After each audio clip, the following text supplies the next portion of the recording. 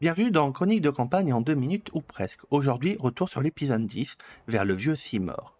La compagnie du Phénix poursuit sa route vers le vieux Simor à la recherche d'un passage pour traverser la rivière Psyche. Le groupe marche plusieurs heures avant de découvrir un vieux pont de cordes instable. Malgré le danger, ils parviennent finalement à traverser. Mais avant d'atteindre leur destination, une étrange découverte attire leur attention. Un ancien bac à treilles et une maison en ruine.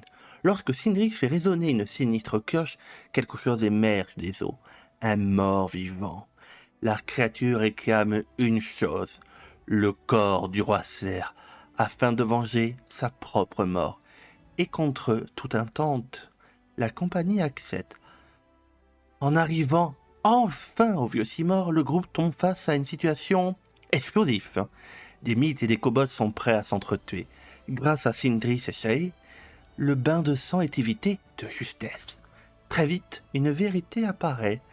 Les deux camps s'accusent mutuellement d'avoir volé une relique sacrée. Mais un nom revient sans cesse, Tartusio. Le Glum serait devenu le nouveau chaman des kobolds et a manipulé cette guerre pour accéder à la chambre sacrée du vieux Simor. La compagnie s'enfonce dans les profondeurs de l'arbre géant.